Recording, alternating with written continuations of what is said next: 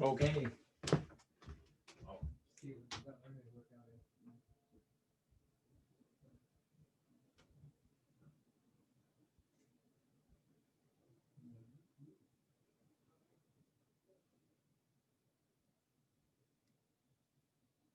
Felt over there. I don't remember when. Probably when the alarm went off.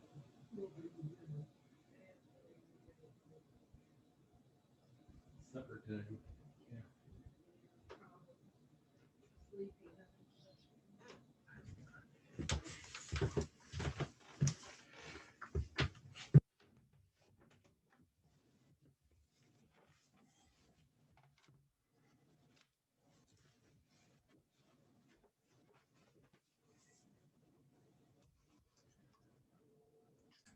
Today we're actually going to start chapter 10, and that's where we continue our extension of parallels between translation and rotational motion. So far, pretty much all we've done is just our descriptions of motion with constant acceleration and then kinetic energy. We can continue on with that, start looking at Newton's laws of motion, but we'll start tweaking some of the words in Newton's laws of motion. And Newton's first law of motion, for instance, says an object will remain at a state of rest or in a state of motion with constant velocity unless acted on by an unbalanced outside force. So that's Newton's first law with regard to linear motion. To change that to rotational motion, what I would say is an object will continue in a state of rest or rotation with constant angular velocity unless acted on by an unbalanced outside torque. And my favorite example of this is one that was, let's see, I'll go to this screen here. A space shuttle launch that was back in 1992. And this is a photocopy of something from the Seattle Post-Intelligencer, which is, that used to be the morning newspaper in Seattle, 28 years ago. They went out of print. I don't even know if they have an online presence anymore or not, but when I was in junior high school, I had a friend who had a paper route for the PI, and whenever his family went on vacation, I would deliver it, or the PI was short for the Post-Intelligencer. I'd deliver it for him. So I got familiar with getting up at 4:30 in the morning in those days, and I still do sometimes. But anyway, there was a space shuttle launch to repair a space plane, and not a space plane, but a satellite that had been launched. And it was supposed to be a satellite that would be in a geosynchronous orbit, something that we'll look at next week when we study gravitation and orbits. But it had been launched into a low Earth orbit, and they do that with those satellites first, and then they check out everything. Then they'll fire a rocket engine for a short burst that will give it enough speed to go out to the location for a geosynchronous orbit, which is a radius, orbital radius about 5.5 times as much, if I remember right. It might be 6.5, but anyway, a lot larger orbit. And so it's out there, and then once it's out at that, reaches that location, they fire the rocket engine again so that it will remain out there in what's called a geosynchronous orbit. And that's one above the Earth's equator, where the satellite orbits with a rotational period of the same as that of the Earth, which happens to be 23 hours and 56 minutes and some change. Earth, that's how long Earth takes to turn on its axis with respect to the stars, not with respect to the sun. At the same time we're doing that, we're orbiting the sun, and we have to turn for another 4 minutes about in order to be lined up with the sun again. So our clocks are set on a 24-hour period to make solar time work so that you always have noon occurring roughly when the sun is at its high point in its arc. But anyway, the satellite was launched out there and its rocket engine failed that would have taken it out to the geosynchronous orbit. And it turns out that the satellite had been built in such a way that they could replace the engine on it if something like that ever happened. So the company that put it up there paid a few $100 million to NASA to have a space shuttle mission that would go up and repair this satellite. So the way this article starts off, I think Harry Rosenthal, who wrote it for the Associated Press, had a way for words, and he must have had a good time writing this. But somewhere Isaac Newton and Johannes Kepler must be smiling.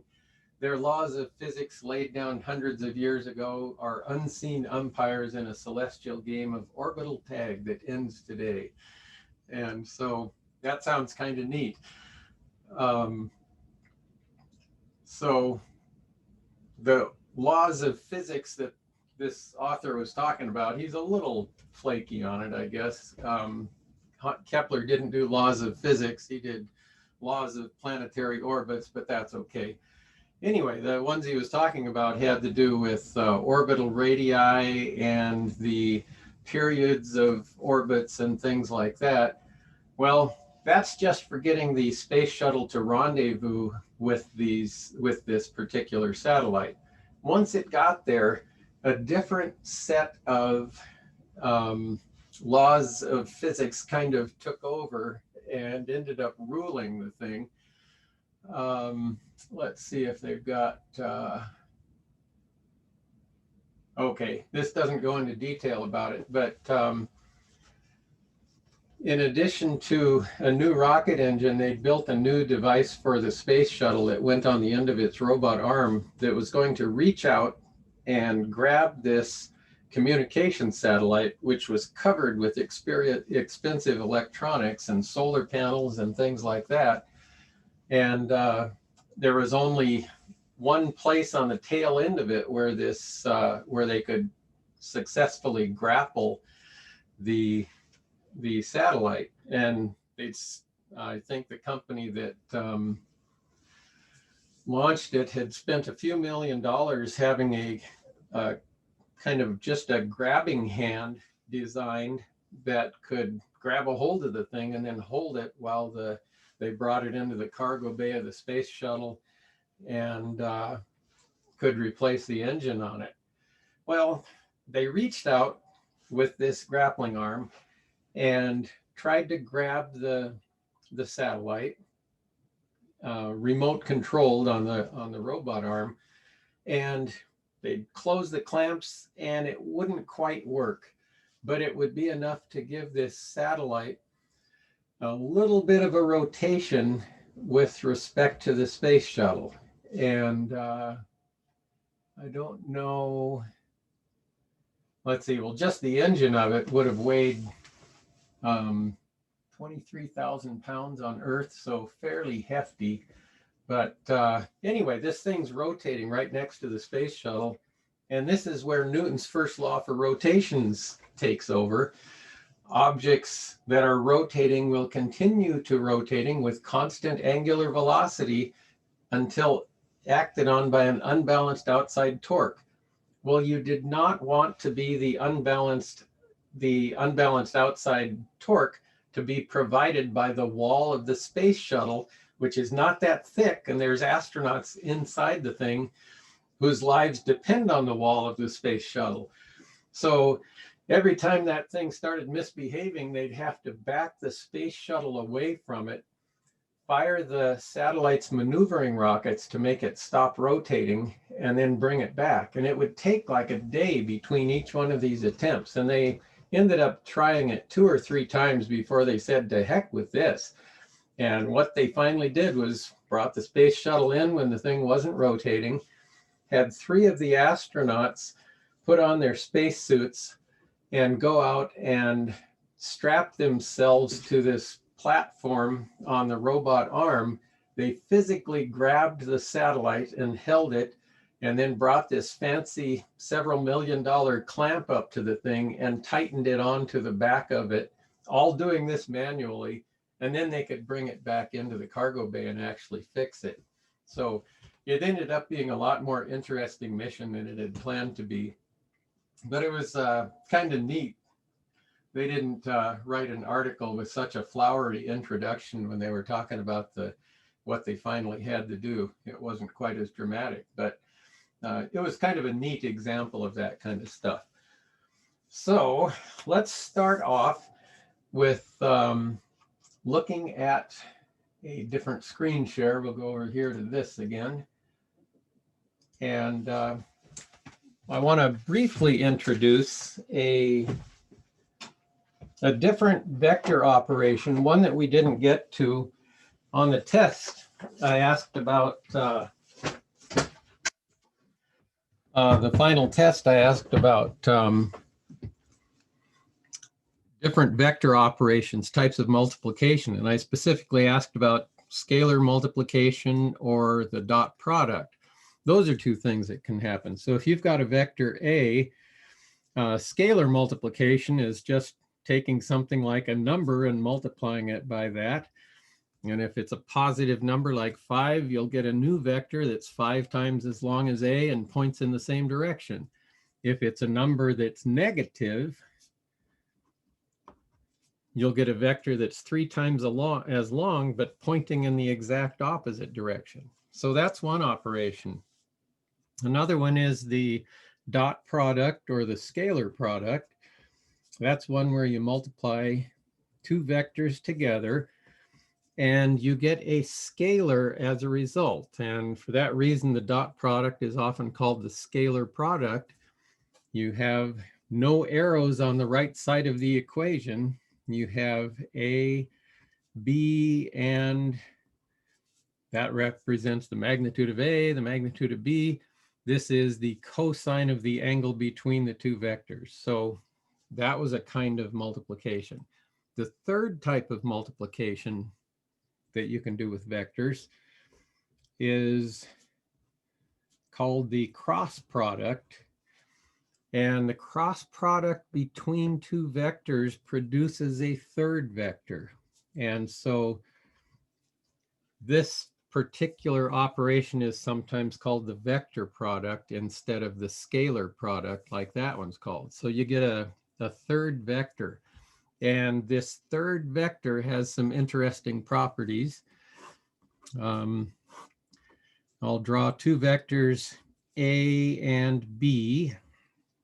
Okay, and imagine that actually for this, just because of the way I drew it, I'm going to look at B cross A rather than, A rather than A cross B. And A and B each represent a line, and something you might remember from your high school geometry class is that two lines determine a plane.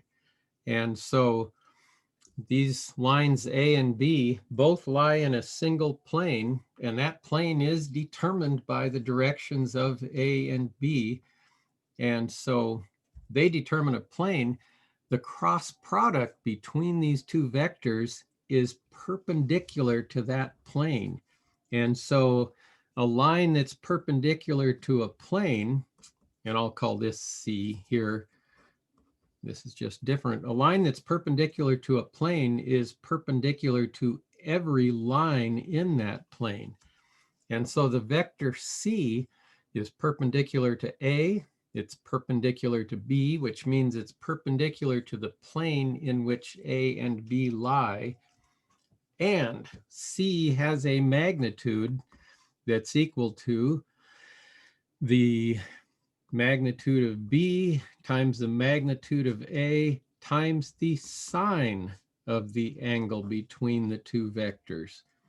So the scalar product, its magnitude depended on the cosine of the angle between the two vectors. This one depends on the sine. And so the dot product was at a maximum when the two vectors pointed in the same direction, and it was a minimum when they were perpendicular. This one, because the sine of 0 is 0, so is the sine of 180, this will have a minimum at 0 or 180 degrees and a maximum at 90 degrees, because that's when the sine is at a maximum. So different characteristics for these two things. Now, if you actually want to calculate components of C, which we're not going to have to mess with in this chapter, I don't think. It's kind of a complicated operation, and you have to know a little bit about matrices and determinants, and I'll write down the expression for it, but don't worry about having to do a calculation on this, at least not on a test. I wouldn't do that to you. But if I've got B cross A, where we're going to have to add a third dimension on this stuff. So if B is equal to B sub x along I hat plus B sub y along j hat plus B sub z along k hat, and A is equal to A sub x along I hat plus A sub y along j hat plus A sub z along k hat, then B cross A will equal. Now, this is a mathematical operation that you may never have seen before. Don't panic if you haven't seen it. I'll write the solution over on the right side of this. But I write two vertical bars. And in this context, they do not mean absolute value. They mean the matrix operation of calculating what's called a determinant. And I don't know what math class where you first see these or not. For many of you, it might be linear algebra if you ever take that. But there's our rows and columns in here. And the top row has I hat, j hat, and k hat in it. The second row will have the first vector in it. So I'll have B sub x, B sub y, B sub z, and then the bottom row will be A sub x, A sub y, A sub z. And this looks really weird, but here's what it means in practical terms for us. It'll have I hat times BYAZ minus BZAY. And there are tricks for learning how to picture what's going on here, but I'm just going to write all this stuff out here, plus j hat times BZAX minus BXAZ plus k hat times, let's see, that'll be BXAY minus BYAX. So that's how you could actually calculate the cross product of two vectors if you were given them accurately. Interesting thing that happens, because the cross product is going to be perpendicular to the two vectors. If you have a vector A and B that lie in the xy plane, vector C, their cross product, has to be perpendicular to that plane, which means it'll be pointing parallel to the z-axis. It won't have any x and y components. So that's kind of an interesting thing. Oh, let's see, what else goes on with this stuff? Oh, interesting property of the cross product. B cross A will equal the negative of A cross B. That means it's going to point in the opposite direction. Okay, when I drew this up here, the reason that I switched the order from what I'd have over here is because B cross A is going to point up in that direction, whereas A cross B is going to point down in this direction. So that would be the direction of A cross B. Now, there are ways to get a sense for which direction these vectors are going to be pointing, and I'll show you how this works. By the way, we'll use this again spring quarter when we study magnetism, because it turns out that the force that a magnetic field exerts on a moving charged particle depends on, one, the direction of the magnetic field, two, the direction of the velocity of the charged particle, and it's the cross product between those two things that determines the direction of the magnetic force, or the force that's on the moving charged particle. So that's a place that we'll revisit this. But something that, here's as good a time as any to give you an introduction to this. Here's my vector B, my vector A. When you want to figure out the direction of the cross product of things, you use a right-hand rule. You take the fingers of your right hand and point them in the direction of the first vector. So if we want A cross B, I'd point the fingers of my right hand in the direction of the first vector, but with my hand oriented so that I can curl those fingers toward the angle B through a less than 180-degree angle. Now, if my hand is oriented like this, I can't curl my fingers through a less than 180-degree angle to get to V. I have to flip my hand. And when I do that, A cross B, now my hand is oriented that way, and my thumb will point in the direction of the cross product of the two vectors. So in this case, A cross B is going to point, I'm trying to do a three-dimensional perspective here, but it's going to go into the plane, or if we're looking down perpendicular to the plane, C is going to be a vector into the page if C is equal to A cross B. Now, B cross A, point the fingers of my right hand in the direction of the B so I can curl them toward the A. That points up out of here. And that's just a way of getting the sense of the direction of these things.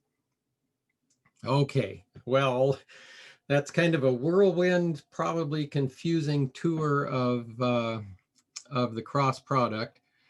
I don't think I'm going to have you do anything like that this quarter, maybe not spring quarter either.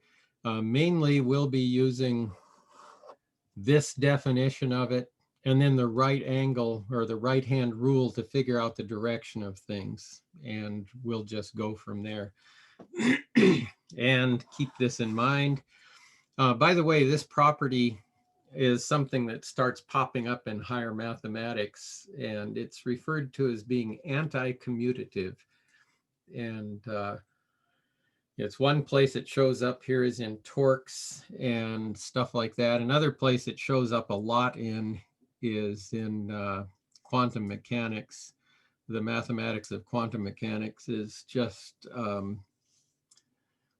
fiendishly unintuitive, I guess, is a way of referring to it. But that's just the way nature behaves. Okay, so enough with that little bit. The reason that we care about this is that if you have some object, and I'll just draw a weird object here, and this little X represents the axis of rotation.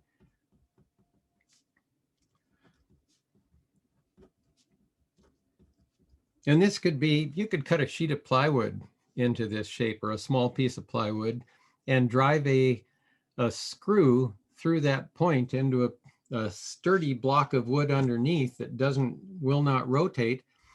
And so that can be your axis of rotation. And you can grab this chunk of plywood any place and make it turn in one direction or another.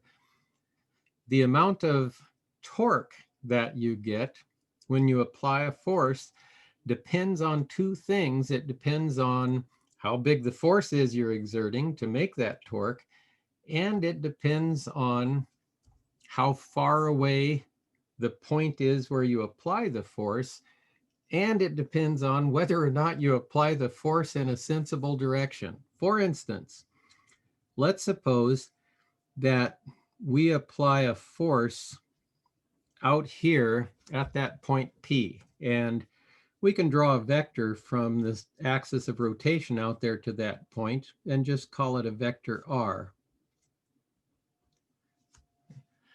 Now, you can be smart about this or you can be dumb about it. Okay, if you exert your force in this direction, you're not going to get any sense of rotation at all. If you exert the force in this direction, you can get a maximum rotation out of that force because you've maximized the amount of torque you'll get. If you do it in this direction, you won't get anything. All you'll be doing is pulling on the hinge line.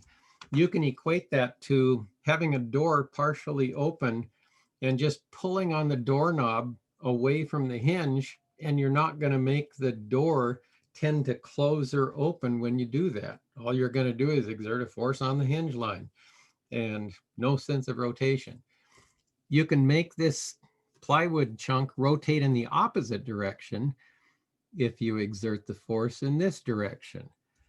And the torque is something that, well, let's just, I'll call this F1, this one F2, and this one F3.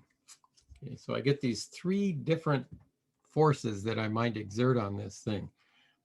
The torque that's produced by each one, and for torque, we use a lowercase Greek letter tau, and that's my approximation of it.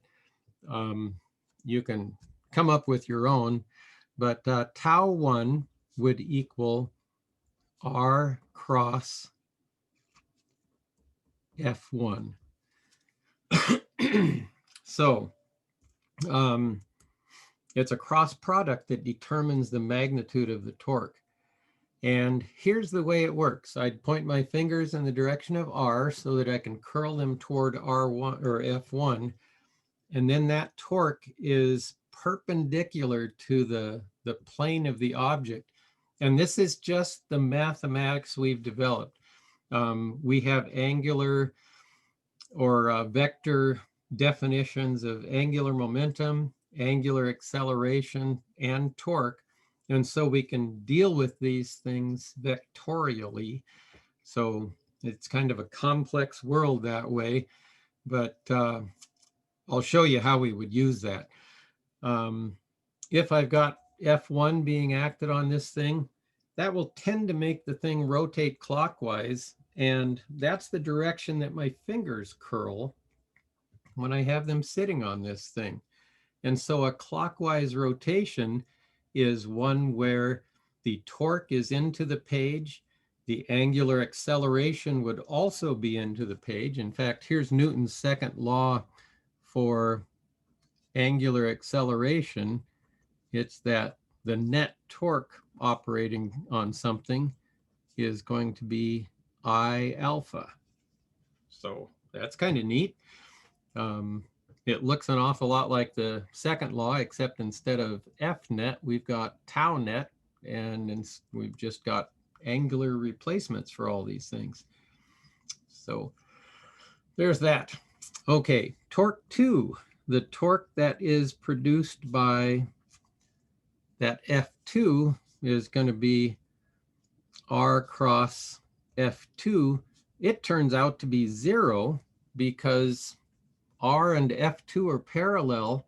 That means the angle between them is 0. And remember that the magnitude of a torque or a cross product is magnitude of one, magnitude of other, and the sine of the angle between them, which in this case is 0 or 0 degrees or radians. And so that's 0. So you could also exert a force opposite F2. You could push back in along R. Well, then you'd have the sine of 180 degrees on that thing, and you're still not going to make the door open or close that way.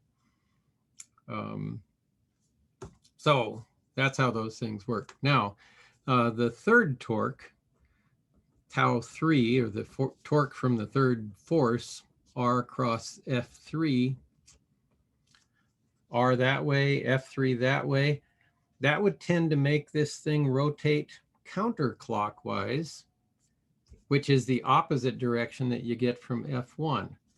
And so that's how torques work. Something about torques, it depends on the magnitude of the force, but it also depends on the distance that you apply the force outward from the axis of rotation.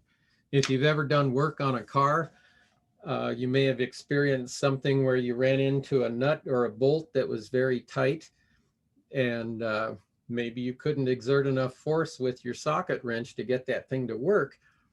There's a technique called using a cheater, and sometimes it can get you into trouble. I discovered that one time. A cheater is taking something like a pipe that is a little bit bigger on the inside diameter than your socket wrench handle happens to be, and you slip it over the handle of the socket wrench, and you can take a 10-inch long socket wrench and suddenly change it to a 4-foot long wrench by slipping that pipe over the thing. And so you quadruple this distance and you get 4 times as much force, just like that. Well, once I was working on my car, and I have twin daughters who are just turned, how old? Let's see, turned 37 on December 22nd, I guess. But anyway, they were 8 years old at the time, and I had one of them down helping me work on the car. I was trying to loosen the bolts that held the rear shock absorbers on, and they were absolutely rusted onto this car, just frozen. And I'd squirted them with stuff to loosen them up and done everything I could, and it didn't work. And it was kind of hard to hold the socket on the bolt that I had to loosen. And so I put a cheater on the socket wrench that was 4 feet long. It was an actual 4-foot long pipe. And I held the socket on the bolt as tight as I could. And I told my daughter, 8-year-old skinny kid too, had her pushed down on the pipe at the same time I was holding that on as tight as I could. And just like that, she gave it a little push and it just snapped the head off the bolt. And it was like a 5/16 inch bolt. Actually, it was more like, not 5/16, just bare. It was probably a 13 millimeter bolt now that I think about it, but a little over 1/2 inch in diameter. And it just snapped just like that. And that's what happens when you use a torque multiplier by extending the wrench or the distance a little too much. And skinny kid can break off something like that. And it was very hard not to use certain choice words with my 8-year-old daughter standing there. So I said, well, we'll have to try something else. And I spent the rest of the weekend drilling the old bolt out and retapping the threads and all kinds of garbage. But there's something that can happen with torques. Okay, let's do an example problem. A 48 kilogram diver stands at the end of a 3-meter long diving board. What torque does the weight of the diver produce about an axis perpendicular to the long dimension of the diving board and passing through its midpoint? So here's what we've got. We have a diving board here that is 3 meters long, and I'm not worried about sig figs on this one. This is a very fanciful problem. And presumably this diving board would have some kind of an attachment over here on this end. And then there would be, I don't know, some point like this. I have no idea how they're connected. So it's, screwed in at this end or something like that. And the diver is standing out here at the end. So here are the diver's feet, and there's the diver, and maybe he's got his arms out like that or something like that. Who knows what's going on? But we want to know what torque this diver will exert about the center of the diving board.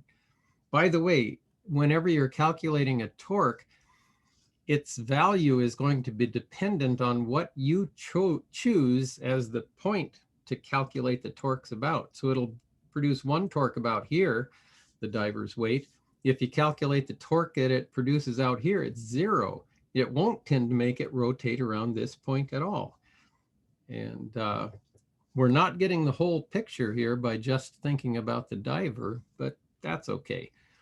Anyway, the force the diver exerts on there, if I make a free body diagram for the diver, we'll have mg acting downward, and there'll be a normal force that's provided by the diving board pushing upward. This one is exerted by the diving board on the diver, so it's not going to produce a torque because it's a force that the board is exerting on something else. But this one will. Well, actually, this one won't, but the third law partner of this one will. Excuse me. The third law partner of this normal force is going to be the force that the diver exerts down on the board. Hopefully that makes sense. But since the diver's not going anywhere right now, I could say that with plus being upward, n minus mg is going to equal 0. So that normal force that the board exerts on the diver is just equal to mg. This will be the magnitude of the force that the diver exerts down on the board. And so if I'm just thinking about the board here, there's some kind of a force going on over here. Who knows what's going on? But then over here, there's a force downward on it, which has a magnitude of mg, and that's the weight of the diver. Okay, and then we're over here. So what's the torque in this case that that thing exerts? Well, the torque that the weight of the diver causes is going to equal the magnitude of this distance, the r,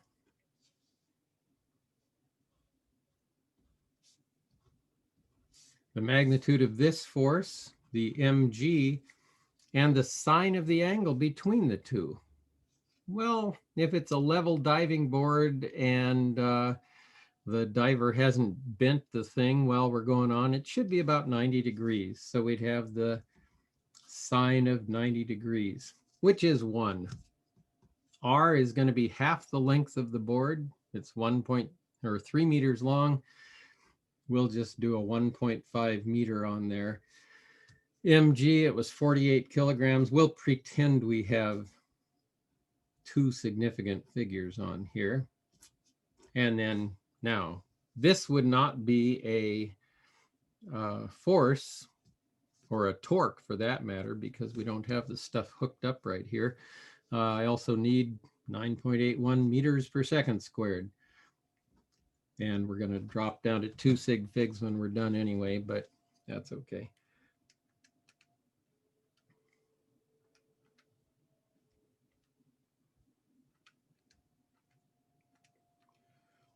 Okay, and I would get about 710. Now the units on here, this is going to be kilogram meters per second squared. Those are newtons, and this would be meters. And in the context of force or torques, we don't write that as a joule. Last quarter, when we were studying work done by forces, we would have called that a joule because we were using units of energy for that. In this context, you don't. If you happen to have a torque wrench in your garage, or if you've used one before, units of torque, you can set them to be, if it's a digital one, you can set it to register Newton meters for the torque, or the American system unit of, well, foot lb, I guess. Foot pounds are the American system units of torque. Newton meters are the metric system units of torque. And yes, this is equivalent to a joule, or a joule is equivalent to this. But in this context, we leave it as Newton meters just so we're clear that we're talking about a torque. So we do stuff like that. I've got another interesting torque example. When I was in 4th grade, that was the first time skateboards were popular. And I was actually getting pretty good. I was one of the best ones of my friends at using the skateboard. But one day we were at this, going down this one hill, and it was on the sidewalk, and there was a curve at the bottom, and we tried to go around this curve on the hill, and it was a pretty skinny sidewalk. And I crashed my skateboard and busted a couple of front teeth, and they've been something that plagued me for decades, going through subsequent repairs. None of the repairs that they do on things like that tend to be very permanent, except for now. Now, the last repair I had on it was to replace the caps and the bridge and all this other junk that they'd done on there with dental implants. And for dental implants, they drill a hole into your jaw, they stick a titanium post in there, and then eventually the bone in your jaw will grow around this titanium post and just sort of interlock it. And at least when I was having it done about 20 years ago, the surgery, they'd put the posts in your jaw, and then you'd have a temporary crown or cap or something over them. And then 6 months later, you'd go in and they'd make sure that those things were sturdy enough to actually stick the false teeth on. And then you're good to go after that. But I was visiting my dentist on the day he was going to test those things. And this dentist was kind of funny. He knew that I taught physics, and he was always telling me about stuff that was interesting. He says, "You're going to like this. We're going to test those posts for rotation, and we're going to put a torque on them of a certain amount. And if it doesn't twist under that torque, then it's strong enough to put the teeth onto." He said, "And we need to apply a torque of about 30 Newton centimeters to those things." And thought, well, that's cool. I've never heard of that unit of torque, but it works. It's Newton meters usually, but a Newton centimeter would be, let's see, 1/100th the amount of this thing. This would actually be something like 71,000 Newton centimeters. So anyway, so he applied that, and they didn't twist, and I didn't scream in pain and jump out of the chair or anything. And so they were able to attach the teeth on there, and I've been happy with that ever since.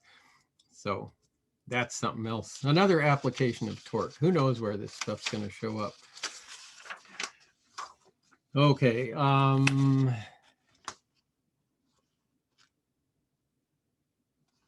That one's kind of complicated for a starter problem. Let's see if we can come up with something a little easier. This one's kind of crazy. It's similar to the diving board problem. We have a plumber of mass 74 kilograms just loosens a rusted in bolt with the help of a 45 centimeter long wrench, which is, that's like half a meter. That's a pretty long wrench. He places the wrench in a horizontal position and applies torque by hanging from the end of the wrench. What is the torque applied? Well, actually, this is very similar to that last problem. We're going to imagine that we've got some large, is it a bolt he's trying to, nope. Yeah, a rusted in bolt he's trying to, which are usually hexagonal. I didn't do a very good job with this, but so there's our bolt that we're trying to loosen here. And then I'll just imagine that this is the wrench that the guy applies to it. And the wrench is going to be kind of like this. Okay, so there's our 45 centimeters long here. And then out here, we imagine that the plumber's fingers are kind of straddling this thing while he's hanging from this, and I can't draw the rest of him. I'm not good at human figure drawing. So anyway, out here at the end of this, we've got a downward force acting on this wrench that's equal to the weight of the plumber. And so again, we're going to have a torque. In this case, it's going to equal R, another R, another force, which is going to be mg again. And again, I'm going to have a sine of 90 degrees on this thing because it's perpendicular from here out.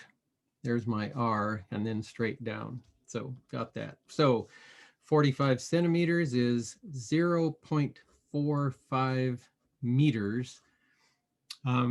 If you're not good at doing those conversions, just think 45 centimeters times 1 meter over 100 centimeters. This is something you should have embedded in your brain by now, but that'll equal 0.45 meters. The centimeters will divide out. Anyway, the mass of that guy, 74 kilograms. That would be a pretty small plumber, actually, I think. Most of them, I would guess, probably have masses more on the order of 100 kilograms, but that's okay. So again, just a straightforward multiplication there. And that's how the things might work in that case. I think I did have one on here that had angular acceleration built into it. Oh, this is kind of a neat problem, actually. Here we have a uniform rod, 1 meter. I haven't got these posted up on Canvas yet, but I'll put them up here after class. But we have a rod 1 meter long with a mass of 0.6 kilograms, is pivoted at one end and released from a horizontal position. Find the torque about the pivot exerted by the force of gravity as a function of angle that the rod makes with it. And then find the acceleration of the center of mass of the rod. Okay, well, if we're going to get the acceleration of the center of mass, we're going to have to figure out the moment of inertia of this particular rod. And good, I think I still have my book open to that page or close to it. So here's the idea. You've got, let's just imagine this rod here. And it's pivoted about one end. And so you could either imagine a pin here, or maybe somehow you've got something attached right there that it can pivot around. And you could do some sort of a hinge or something like this. And it's released from this horizontal position. So it can spin about this point P. And the torque exerted by the force of gravity as a function of the angle that the rod makes with the horizontal direction.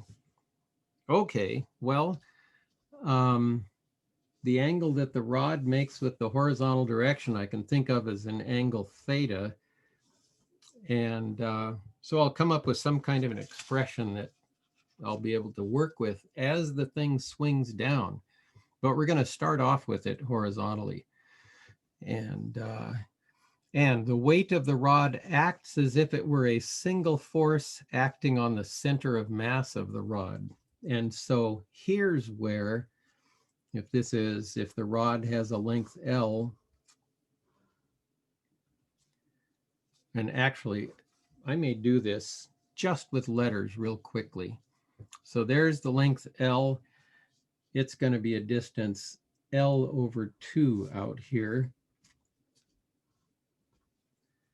And that's where the weight of the rod will act. And that's a characteristic of things like this. So the torque that produces about that is going to be, let's see, this will be the angle phi that I want in there. But as this thing swings down, that phi will be going from 90 degrees when it's horizontal to 90 minus theta when it's not. And as this thing gets down to where theta is let's see, vertical, it would drop to 0. So anyway, the torque that it produces is going to be L over 2, the length of the moment arm, by the way, that's what you call this thing, times mg, and then the sine of phi, but phi is going to equal 90 degrees minus theta. Okay, if that makes any sense for you. If you imagine that you've got, let's see. So here's L over 2 as it's swung down an angle theta. Let's see, this would be theta here as well. This ends up being 90 minus theta after a while. Okay, so I could write that as tau is equal to 1/2 L mg sine of 90 minus theta. Okay, and theta is 0 at first. Now, the acceleration of the center of mass of the rod. For our first time here, I think I've got some blank paper there. We're going to use this, and this is where I'll stop today. We'll do more with these things tomorrow. But, whoops. Torque is equal to I alpha. Okay, let's figure that out. Figure out alpha, and I'll have to flip back to this thing. A slender rod axis through the center. We want a slender rod, and it doesn't matter if it's a, I don't remember what, it is a rod in this case. Okay, 1/3 ml squared, and we'll just imagine taking this blue thing and rotating it that way, but it's still the same moment of inertia. So 1/3 ml squared is the moment of inertia. And I used a lowercase m there, so I'll use a lowercase m here. So there's the moment of inertia. And let's plug in and see what we get here. The torque is 1/2 L mg sine of 90 minus theta. And that will equal I, which is 1/3 ml squared alpha. So there we have it. So I can solve for alpha, and alpha will equal, let's see, first multiply by 1/3, actually multiply both sides by 3, and I'll get 3/2, divide by L squared, and I'll get an L on the bottom here. The m's divide out, and I'll have G there. And then I've got the sine of 90 minus theta. Okay, find the acceleration of the center of mass of the rod. Okay, that is going to be linear motion. And I'm going to use one of those ideas where we had theta is equal to S over R, omega is equal to V over R, and alpha is equal to A over R. Okay, remember those relations? So S is R theta, V is R omega. Linear acceleration is R alpha. Okay, well, the R that we're interested in this case, is going to be L over 2. So acceleration of the center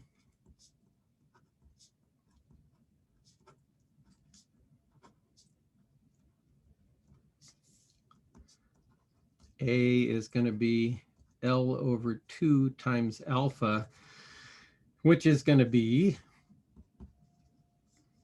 let's see,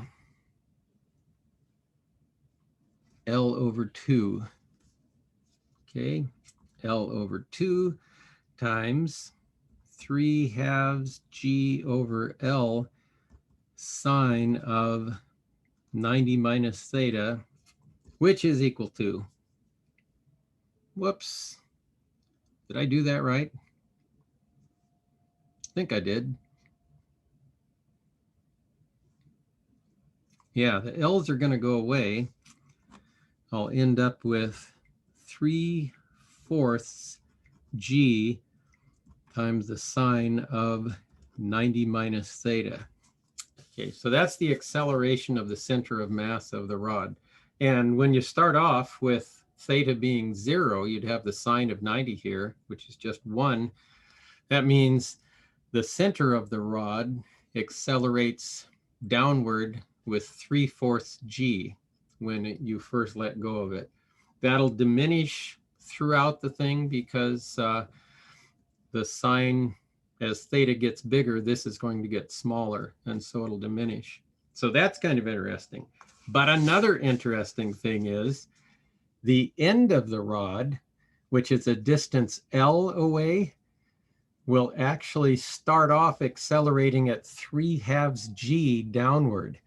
And I've got a gadget I built in the classroom that's a hinged board, and you can set a ball on this thing and set it horizontally at first and let go of it, and the rod drops away from the ball. The ball falls down with an acceleration of G. The end of the rod, or in our case, it's a board, drops away from it at 3/2 G initially. And so you get some separation between the two things. Okay, we'll stop there for today. I actually went a bit over, but for the lab this afternoon, I think I'm just going to record something and make it available to you that'll guide you through it. So you don't have to be there at any particular time this afternoon. I'm going to try to have it recorded by, let's see, I've got an online meeting at 3. So I'll have it recorded before 3, and you'll be able to watch it after that. So that's what we'll do with the lab this week. And I'll provide you with the data and some handouts and everything you need on that. So we'll do that. Okay, stop sharing here. Still got a few people here. Okay. Oh, and I need to, I'll put out a survey too. I want to figure out when office hours would be convenient. And these would be times when I could be present online, and if anybody has any homework questions and things like that, you can ask me during those times. And I'm thinking of one early in the week and one either Thursday afternoon or maybe Friday morning, something like that. So used to sometimes have office hours on Fridays, and a lot of times students would come out to school and use them. So anyway, that's something that I'll check here, and be watching for the lab stuff this afternoon. I'll get that posted by 3, and see you then.